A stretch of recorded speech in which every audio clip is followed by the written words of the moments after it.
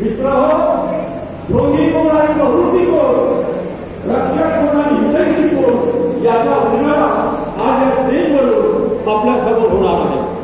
आणि म्हणून मी तुम्हाला विनंती करेल जिल्ह्याच्या वतीने की तुमचा पोरगा उद्या तुम्हाला विचारेल की बाबा तू जर माझ्यापेक्षाही लय कमी शिकलेला होता,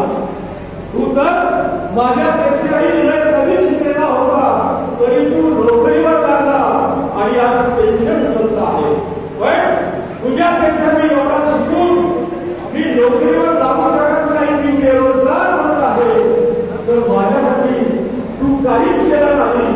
बांधवाडो, तुमच्या पोटी जन्माला आलेले तुमचे मुलं आहेत, हा प्रश्न तुम्हाला ते उद्या विचारणार नाही. यासाठी म्हणून आजच तुम्ही भानावर आलं पाहिजे, आजच तुम्ही जागरूक झालं पाहिजे आणि उद्याचा येणारा काळ तुमच्या मुलाबाळाच्या दृष्टीने हा सुरक्षित कसा राहील यासाठी मित्रांनो बहुजन समाज पार्टीशिवाय पर्याय नाही आहे अशा प्रकारचा संदेश आज या मंचावरून तुम्हाला दिला जाणार आहे.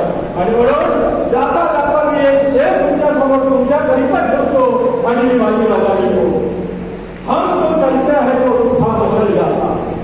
काल परवा तुम्ही ताकदवार होते, काल परवा तुमच्या नावाने तुमचा शत्रू सुद्धा तुम्हाला घाबरत होता. अरे तो जज्बा तुमचा पुढे गेला म्हणून तुम्हाला आव्हान करावं असं वाटते. हम जो चलते है तो तुफा बदल जाता है, हम जो खेलते हैं तो तुफा है जाता है.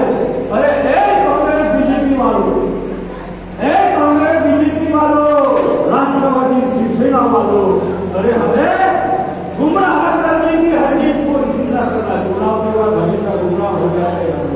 आणि म्हणून मी म्हणेन की हमें गुमराह करने की हर चीज कोशिश न करना. अरे हम बहुजन समाज पार्टी के झंडे के नीचे अगर एक हो जाते हैं तो इस देश का इतिहास बदल जाता है, इस देश का इतिहास बदल जाता है.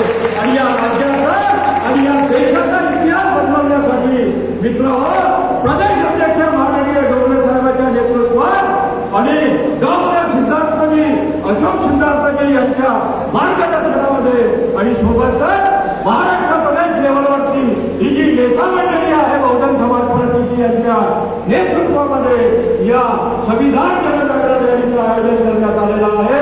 एवढंच आजच्या प्रसंगी मी तुमच्या समोर ठेवतो आणि मी इथे थांबतो.